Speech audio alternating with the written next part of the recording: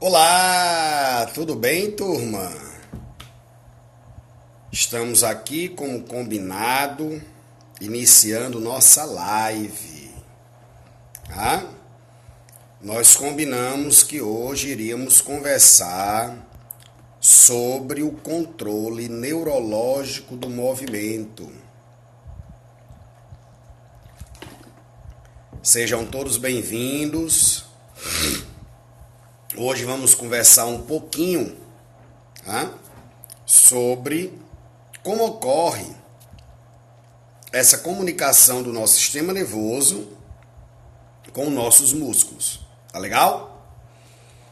E esse sistema nervoso, ele é um dos mais complexos do nosso corpo humano. Tanto que nós temos uma disciplina chamada de neuroanatomia, né? Só para estudar essa parte do sistema nervoso. Existe uma ciência agora chamada de neurociência. Isto é, a neurociência, né? Ela vai estudar tudo que está relacionado com o nosso sistema nervoso. Então, compreender o funcionamento do nosso sistema nervoso com o nosso sistema muscular, né? Fazendo todo esse controle, denominado controle neurológico do movimento, é de suma importância para profissionais da área de saúde, da educação física, da fisioterapia, enfim. É importante nós termos esse conhecimento. E para falar de controle neurológico do movimento, nós precisamos compreender que o neurônio vai ser a unidade básica desse controle neurológico do movimento. Beleza? Tudo tranquilo? Então, vocês que estão chegando agora, nossa live aqui é sobre controle neurológico do movimento. Meu nome é Demetrios Brandão, sou doutor em saúde pública, mestre em saúde coletiva, especialista em base nutricional da atividade física, licenciado em educação física e técnico de esporto, com 28 anos de profissão e já 18 no ensino superior. Estamos aqui para conversar um pouquinho sobre o controle neurológico do movimento.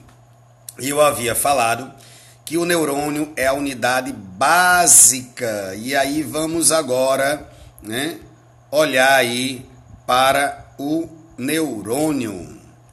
Então esse aqui, turma, é o neurônio. Neurônio é a unidade básica do controle neurológico do movimento, tá? Se nós observarmos nesta imagem, nós vamos ver aqui os dendritos, né? Os dendritos são os locais por onde o impulso nervoso irá penetrar na célula nervosa, tá?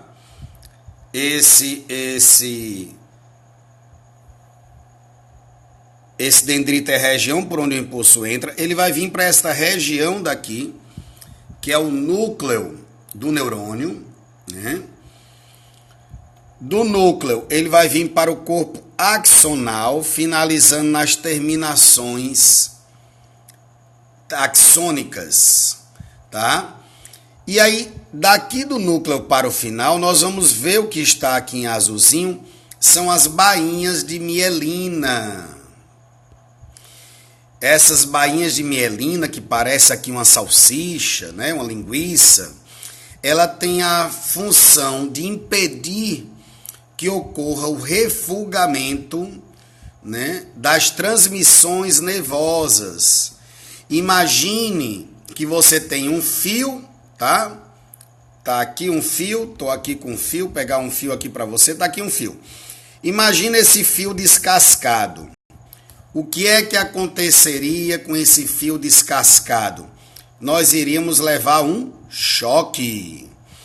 Então, a bainha de mielina, ela vai impedir que esse choque nós levaríamos, porque teríamos contato direto com os estímulos elétricos que passam por essa corrente, por esse fio. E quando nós temos a bainha de mielina, ela vai impedir com que esses impulsos nervosos se dispersem, eles trafeguem no sentido do terminal axônico.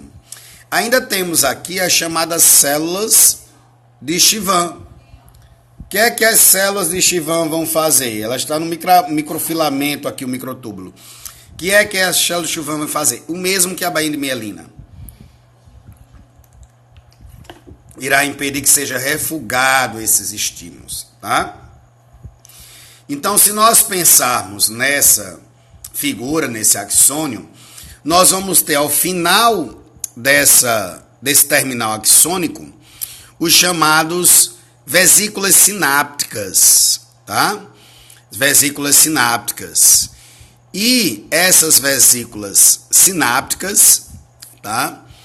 Elas irão conter os chamados neurotransmissores. Estão aqui as vesículas sinápticas com os neurotransmissores. Esses neurotransmissores vão fazer com que o estímulo elétrico que percorre o axônio, chega na terminação axônica, ele se converte em estímulo químico. E esse estímulo químico vai acontecer aqui nesse espaço virtual chamado de sinapse. Então, a sinapse é a comunicação entre o neurônio e o próximo neurônio. A sinapse também é o local onde ocorre a comunicação, tá? entre um neurônio e uma outra célula. E o Romário está perguntando aqui se a bainha de mielina por algum motivo é rompida. O que acontece? Muito bom, Romário. Lembramos que a bainha de mielina, né, ela vai auxiliar nessa condução de impulso. Então, nós teríamos aí a dispersão desses sinais, né? Dependendo da área onde ocorra a dispersão desse sinal, pode promover, se for numa área relacionada ao sistema musculoesquelético, pode promover os chamados espasmos musculares, né? Se for região relacionada, pode promover convulsões, né? Enfim, nós teremos tráfegos diferentes desse estímulo nervoso, beleza? Então, gente, é importante nós compreendermos que esse tráfego do sistema, ele vai ocorrer entre o sistema nervoso e o músculo esquelético. Isto é, esse neurônio, ele vai ser responsável por enviar os impulsos, e aí nós temos diversos tamanhos de neurônio, os impulsos da região sensorial para o sistema nervoso central, passando pela medula espinhal, e do sistema nervoso central comandando uma resposta para o músculo, tá? O impulso que vai do sistema sensorial para o sistema nervoso, ele é encaminhado por uma via denominada de via aferente, tá? Essa via aferente, ela vai aferir isso, ela vai perceber o que está acontecendo, vai encaminhar para o nosso central de soluções, que é a região encefálica, onde temos o sistema nervoso central, encéfalo, né? Temos o tronco cerebral, o cerebelo. E lá, ao receber essa comunicação, dependendo da área, tá? A área sensorial vai se comunicar com a área motora. E aí vai emitir uma resposta para o músculo. Então, para que tudo isso ocorra, esse impulso passou pelo neurônio. Tá? Ele passou pelo neurônio. Isto é, impulsos nervosos é o nome que é dado aos sinais que os nervos irão transmitir para a região encefálica, né, ou até para a medula espinhal. E o impulso nervoso, o que é que vai acontecer? Ele vai percorrer todo o neurônio, que é de natureza eletroquímica, e vai modificar internamente, tá, e externamente a membrana neural, através do sódio e do potássio. Eles possuem cargas elétricas diferentes. A carga elétrica negativa, e internamente e externamente ela é positiva. E ao encontrar a fibra muscular, tá? Essa fibra muscular, ela irá responder rapidamente a esse estímulo. Beleza, então? Então vamos lá. Nós falamos do sistema nervoso, né? Nós falamos do estímulo elétrico né? E falamos do estímulo químico. E eu acabei de falar das moléculas de sódio e das moléculas de potássio. Tá? Se eu disser assim, pense rápido e jogar um objeto para você agora, você terá várias reações. Você poderá se proteger do objeto, você poderá se esquivar do objeto e você poderá fazer a apreensão do objeto. Em todas essas situações, teu sistema muscular esquelético recebeu a informação do sistema nervoso central. E a informação ela veio pelo sistema sensorial. Quando eu falei pense rápido, teu canal auditivo mandou impulso para a área sensorial auditiva da região do córtex cerebral. Essa área se comunicou com a área motora. Você mexeu os olhos e observou o que é que vinha na sua direção. Estimulou também outro órgão sensorial. Então há uma comunicação entre esses dois estímulos sensoriais, né? E esses estímulos sensoriais vai enviar uma resposta para o músculo. Se você tiver feito a apreensão, onde você utilizou aqui lumbricais, flexor superficial profundo dos dedos, utilizou o flexor curto e longo do polegar, fazendo a apreensão desse objeto, tá certo? Você vai ter o quê? Você vai ter uma ação muscular. E é isso que ocorre com a gente quando a gente faz exercício físico. Tá? O nosso sistema nervoso ele vai fazer todo esse controle. O Romário está perguntando aqui sobre luta e fuga, cabe na explanação. Cabe, Romário, eu já te falo um pouquinho sobre a resposta de luta ou fuga, tá? E o Gustavo está falando aqui sobre os motoneurônios, né? São exatamente os neurônios que irão se comunicar da região cerebral para o músculo, né? São os neurônios motores ou motoneurônio. E aí eu quero abrir um parêntese agora, pedir para vocês olharem atentamente, tá? O que está acontecendo aqui nessa figurinha animada. O que é que nós temos aqui? Nós temos as moléculas de sódio no meio externo na membrana nervosa e temos as moléculas de potássio em azul na região interna da membrana celular. Para que qualquer célula responda a um determinado estímulo, esse estímulo ele tem que ser igual ou maior do que o limiar de excitação de uma célula. Então o estímulo pode sair de menos 70 milivolts, como no caso do músculo esquelético, indo até mais 25 a 30 milivolts. Quando isso acontece, a célula irá responder. E quando acontece esse impulso nervoso, eu quero que você olhe aqui agora, observe que as moléculas de sódio vão vir para a região interna da membrana. Isso vai ocasionar uma despolarização. Você mudou a polaridade eletroquímica. Tá? E aí, após esse impulso nervoso, você vai ver que o potássio, que foi para o meio externo, promovendo a repolarização da célula, retornou para o seu meio interno e o sódio retornou ao final do impulso nervoso para o meio externo. Ao término de toda essa movimentação, nós teremos um período denominado de período refratário. Durante o período refratário, a célula não está apta a responder.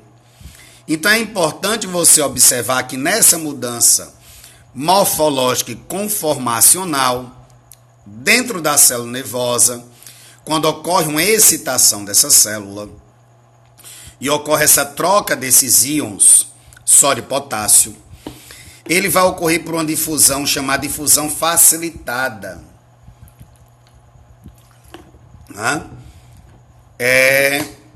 Difusão simples facilitada. O que é que acontece? O sódio e o potássio vão entrar através dos canais de sódio, dos canais de potássio. E quando eles retornam, tá?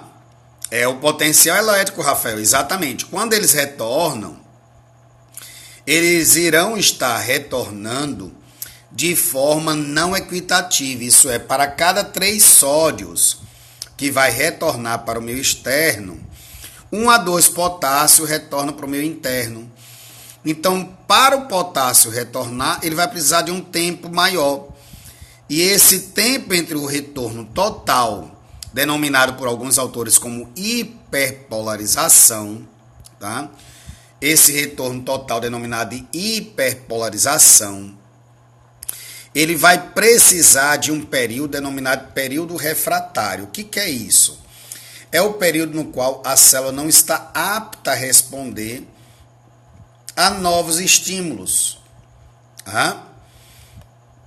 Então, se ela não está apta a responder a novos estímulos, significa dizer que a célula, nesse período, ela pode ter duas condições. A primeira, período refratário absoluto, e a segunda de período refratário relativo. Tá?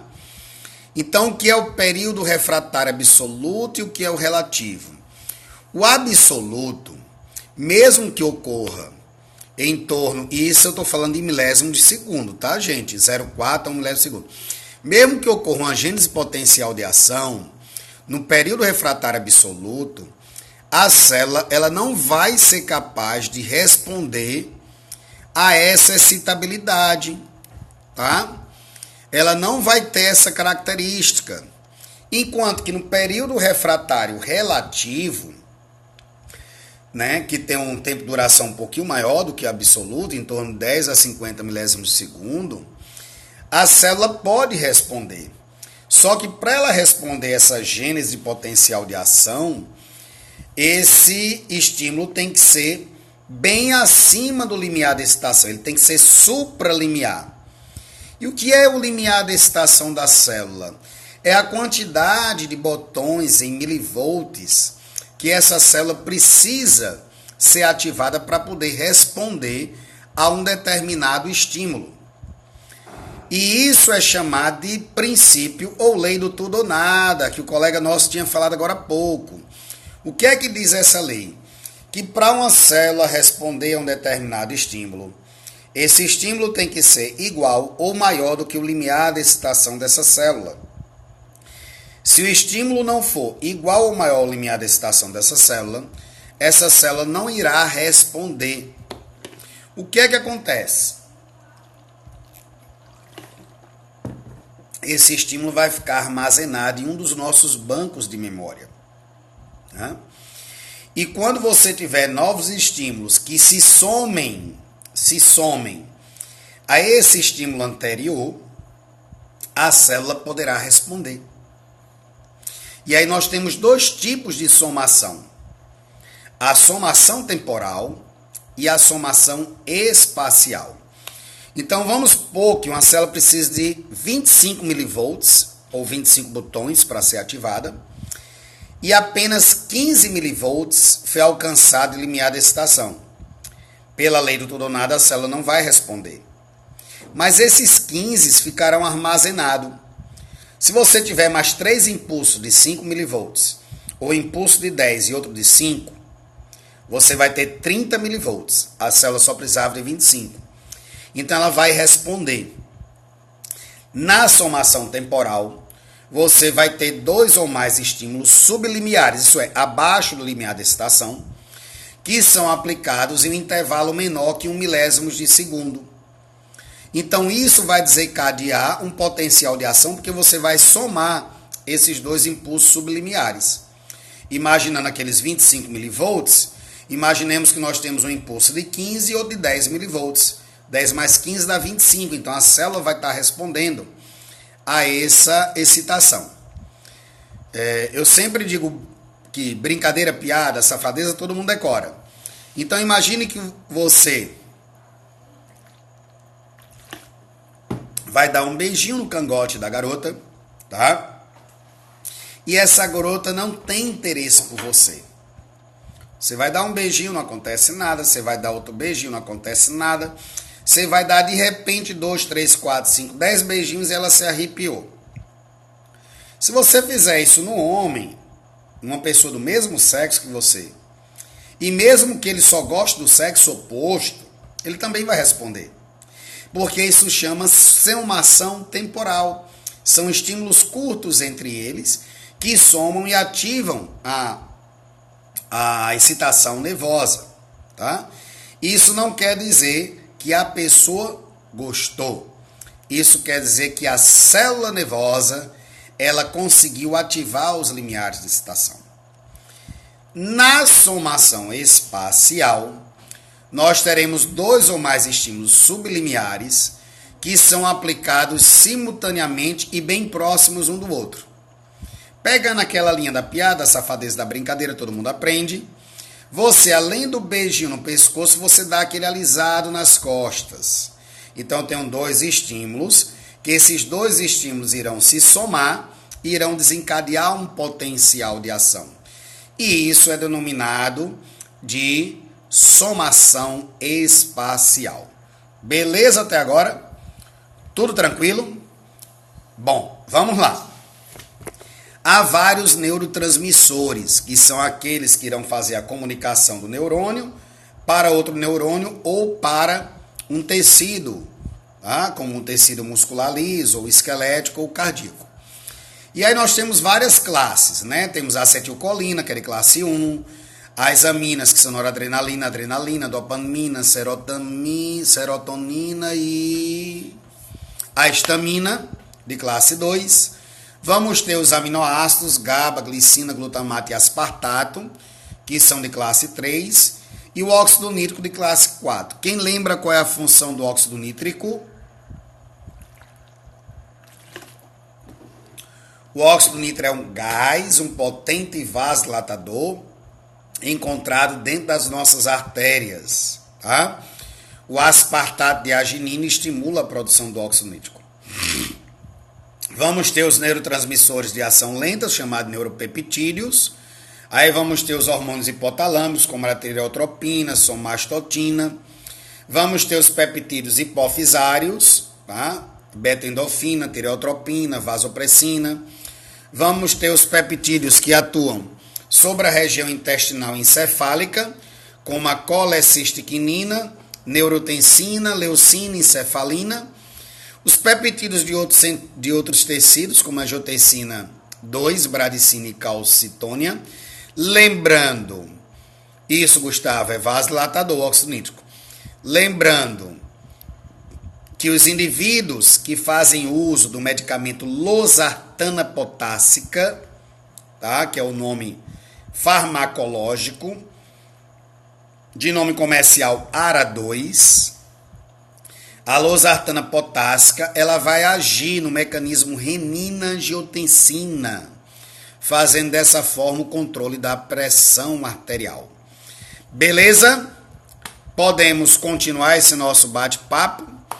Então, esse neurônio, essa célula geral nervosa, ela vai ser responsável por o tráfego de estímulos. Isso é, ela vai enviar potenciais excitatórios pós-sinápticos, isso é, aqueles que se encontram após a sinapse, que é depois do neurônio, e irão enviar potenciais inibitórios pós-sinápticos. Os PEPs, que são os excitatórios pós-sinápticos, são hiperpolarizações da membrana pós-sináptica, enquanto que os PIPs, que são os potenciais inibitórios pós-sinápticos, são hiperpolarizações também dessa membrana. Isso é, um único terminal pré-sináptico, ele não pode gerar uma despolarização suficiente para disparar um potencial de ação. E aí o que é que vai acontecer? São necessários que ocorra múltiplos sinais, tá? E eles podem vir de vários neurônios ou apenas de um neurônio, né? E isso vai fazer com que o axônio libere o neurotransmissor de forma repetida e rápida. E aí nós conseguimos realizar as ações musculares de forma repetida. Tá? Então, essa proeminência axônica, ela vai manter o quê? Ela vai manter um sinal de PEPs e PIPs. Quando essa soma atingir ou ultrapassar o limiar de despolarização, vai ocorrer um potencial de ação e ocorre aquelas trocas de sódio e potássio dentro do neurônio. Né? E esse processo é denominado de acumulação de sinais aferentes, que é também conhecido como a somação. Eu falei de somação espacial e de somação temporal. Tranquilo, galera? Então vamos lembrar um pouquinho de anatomia?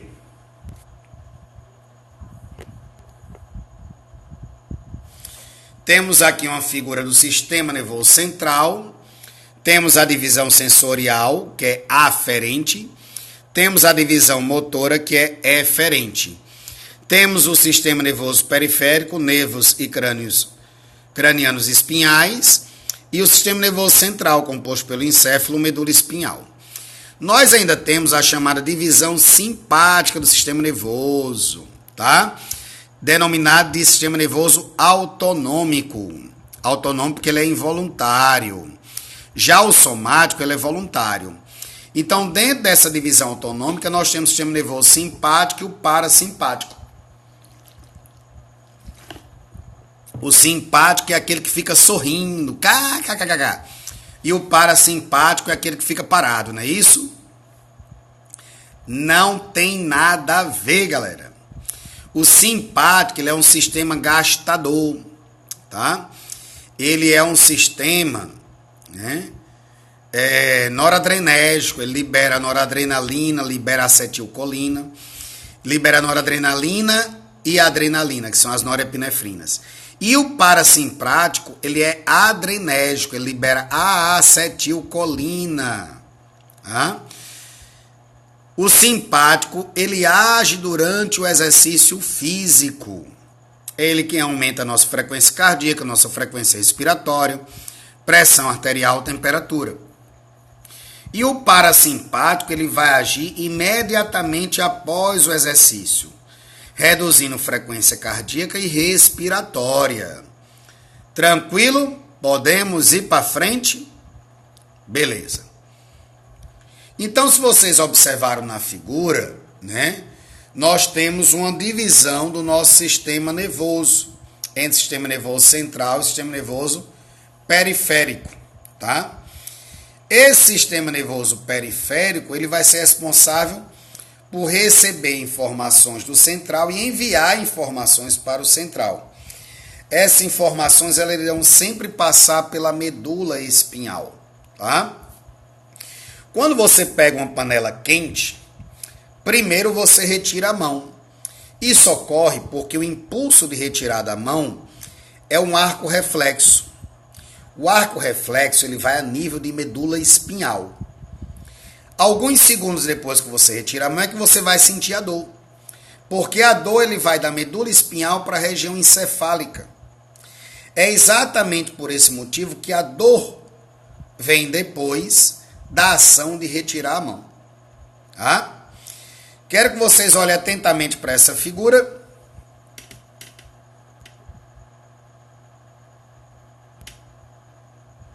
Pronto, agora deu certo.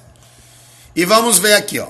Sistema nervoso central, encéfalo, crânio, cérebro, cerebelo, tronco cerebral. O tronco, por sua vez, se divide em mesencéfalo, ponto e bulbo. E temos aí no sistema nervoso central a medula espinhal, que fica por dentro do canal vertebral, entre nossas vértebras.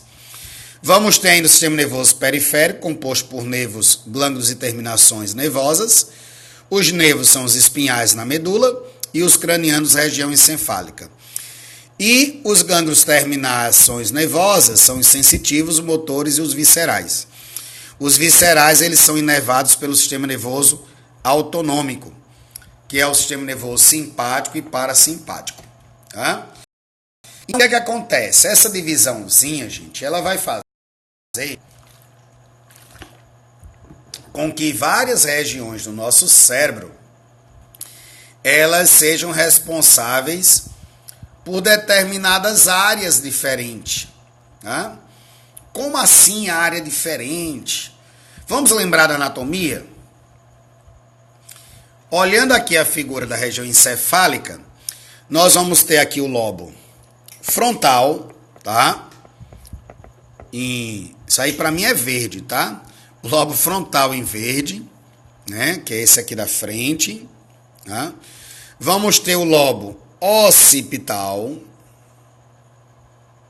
Vamos ter o lobo parietal aqui em roxo. E azulzinho, nós vamos ter o lobo temporal. Tá? O lobo occipital, ele é responsável pelo estímulo visual e sua interpretação. Por isso, quando uma pessoa leva uma pancada na região da cabeça, da nuca, região posterior da cabeça, ela fica tudo escuro, tá? Porque essa área foi atingida temporariamente. A região temporal, o estímulo auditivo e sua interpretação. Pancadas na região temporal, ao lado do olho, né? Na região encefálica, ela promove um ligeiro zumbido no ouvido. O intelecto e o controle motor geral, ele é dado pelo lobo frontal. Então essa é a área que vai fazer uma parte da nossa comunicação. E o parietal é estímulo geral e sua interpretação. Né? Então, se nós raciocinarmos que cada área da nossa região encefálica tem o controle de determinada área do nosso corpo humano, significa dizer que aquela área da região encefálica, quando atingida, né, ela vai fazer com que ocorra déficits em determinadas regiões. Assim como a medula espinhal. Se a medula espinhal for seccionada, dependendo de onde ela é seccionada, se região lombar, torácica ou cervical, você pode perder movimento da cintura para baixo, do tronco para baixo ou do pescoço para baixo. Por isso que é tão importante nós compreendermos esse controle nervoso do movimento, porque ele faz parte da nossa vida, ele faz parte do nosso dia a dia, tá? Eu vou mostrar aqui uma outra figurinha da região encefálica para vocês compreenderem isso.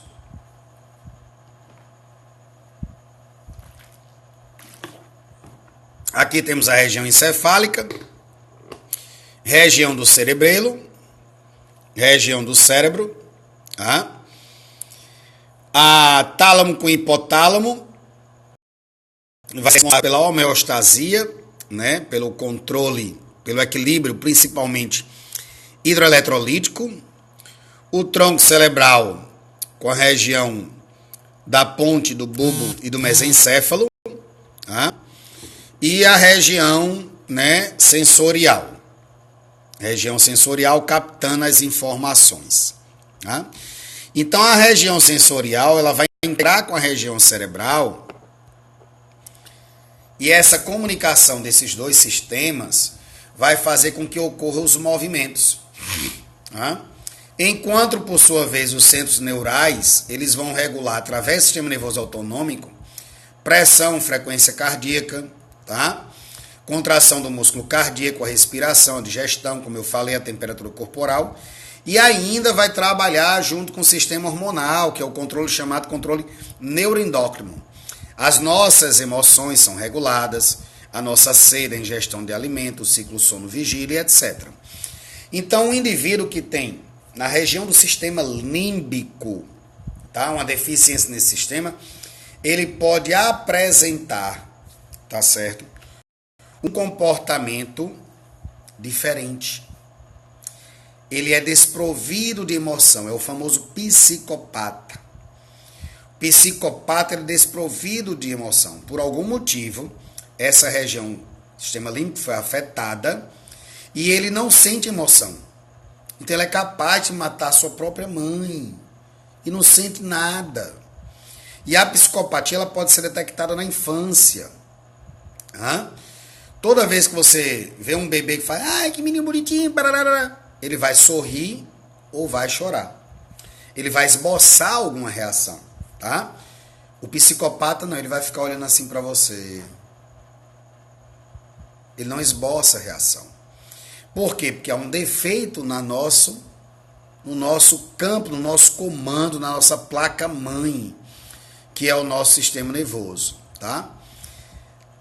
Lembrando que nós temos 12 pares de nervos cranianos, tá certo?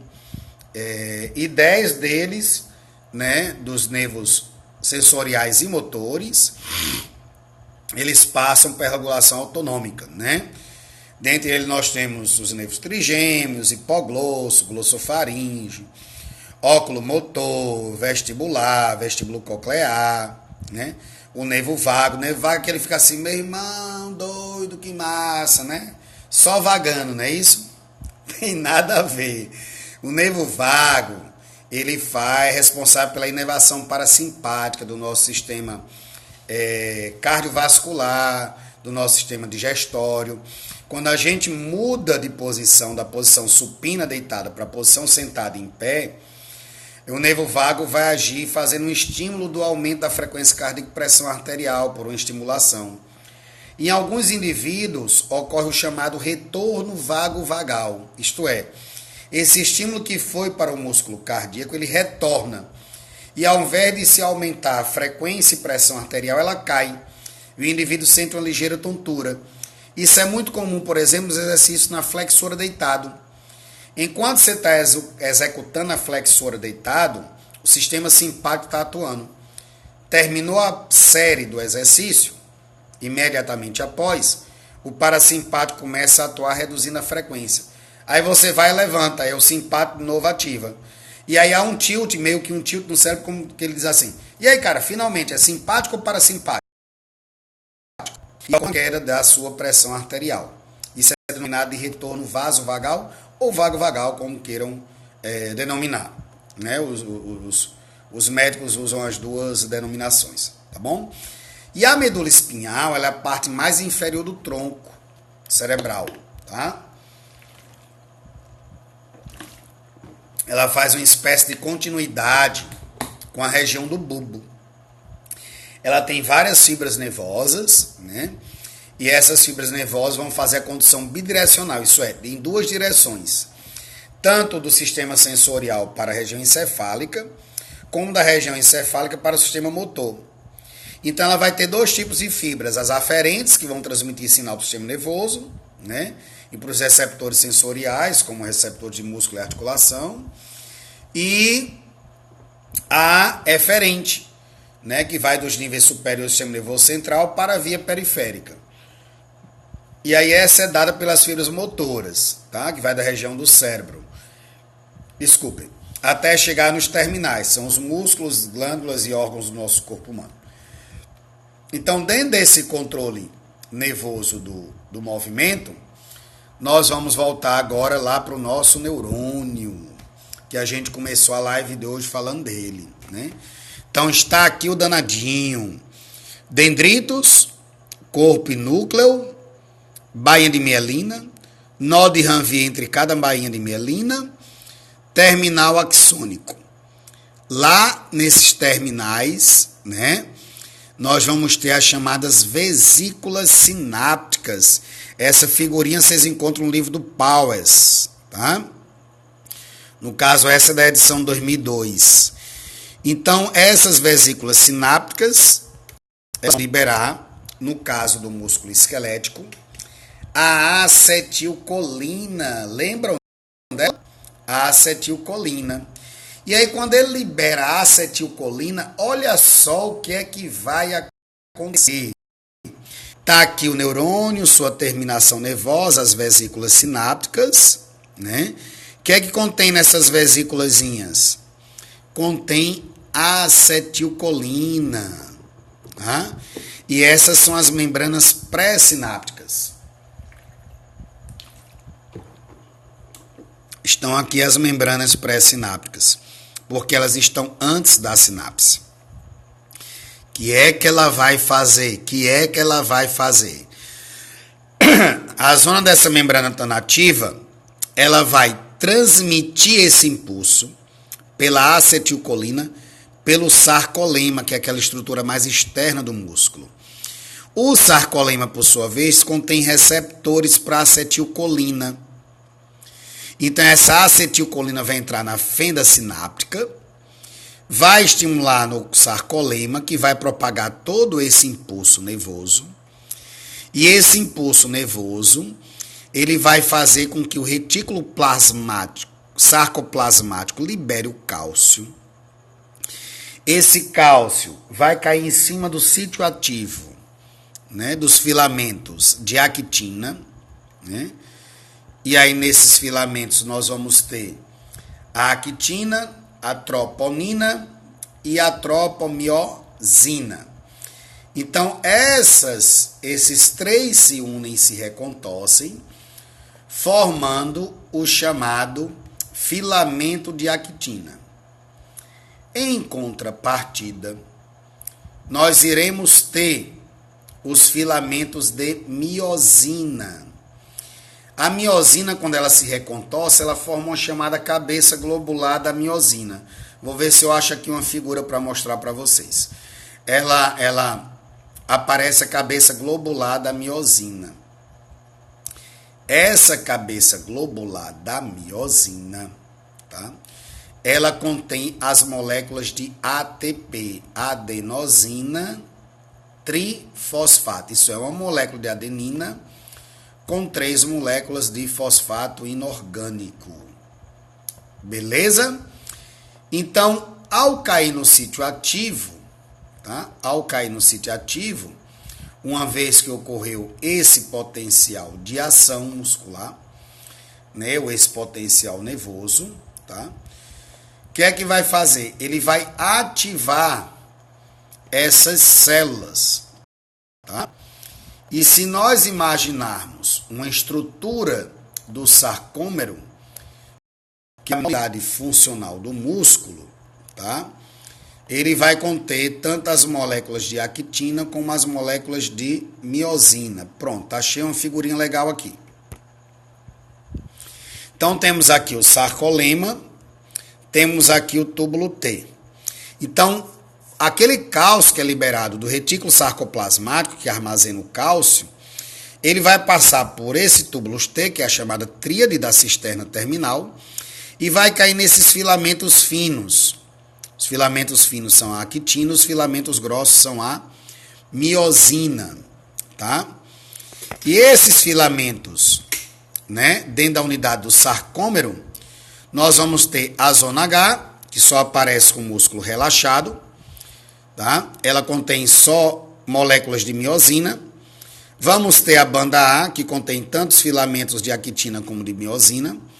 E vamos ter a banda I. A banda I contém apenas os filamentos finos, que são os filamentos de actina, tá? Então, o que é que acontece?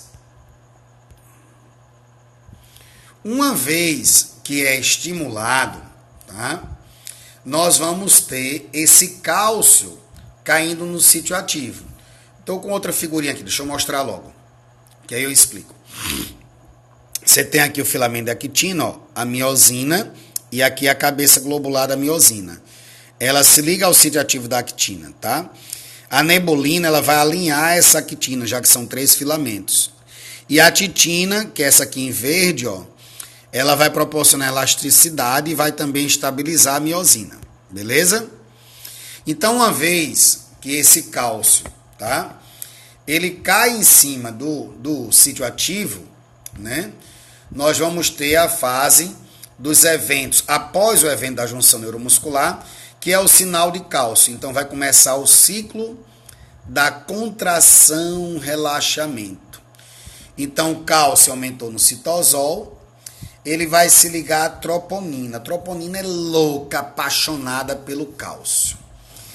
Então, a troponina vai ter o complexo troponina-cálcio e ela vai afastar a tropomiosina. A tropomiosina queria se agarrar com esse cálcio, né?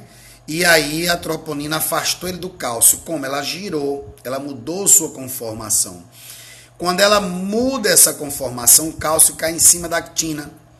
Miosina se inclina a 45 graus, faz a hidrólise, a quebra do ATP pela enzima miosina ATPase, e faz a hidrólise desse ATP liberando um fosfato inorgânico.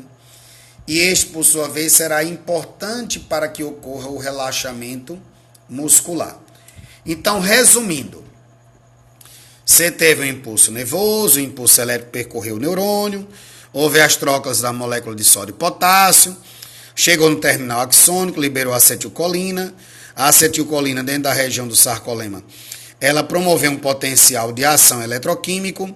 Isso fez o retículo sarcoplasmático liberar o cálcio, né? E a enzima DHP foi atuar. O cálcio foi passar pelos túbulos T, caindo no sítio ativo. Troponina faz a atração do cálcio, né? Afastando a tropomiosina. Com isso, o cálcio cai no filamento de actina. Caiu no filamento da actina, ele faz a ligação forte. A cabeça miosina se inclina, se liga, faz a hidrólise do ATP. E esse cálcio vai ser liberado junto com fosfato inorgânico E aí vai ocorrer o relaxamento muscular. Então isso, gente, acontece a cada contração muscular que nós realizamos. E a placa motora, ela vai ser responsável também pela recepção desse estímulo. Mas esse estímulo, para promover tudo isso, ele tem que alcançar um limiar de excitação da célula. Beleza? Então nós vamos ficando por aqui, né? Eu acho que eu já passei aí alguns minutinhos. Como combinado, nossas lives sempre 30 minutinhos, tá? Vamos ficando por aqui. Iremos retornar na nossa próxima quinta-feira falando sobre o músculo. Isso. Vamos conversar sobre como esse músculo reage a essa estrutura do músculo. Como é que as fibras, as fibras oxidativas lentas, as fibras glicolíticas que são a rápida, como é que isso vai acontecer? O que é que acontece com o treinamento quando todo esse estímulo nervoso alcança o músculo esquelético? Beleza? Quem quiser me segue no Instagram, meu Instagram é Professor Demetrios Brandão, ou bota @Demetrios Cavalcante Brandão, você vai me encontrar. Quem ainda não está no meu canal do YouTube, acessa meu canal, Professor Demetrios Brandão, se inscreve no canal, se gostar desse vídeo, dá um like. Vamos ficando por aqui, um grande abraço para vocês e fiquem com Deus.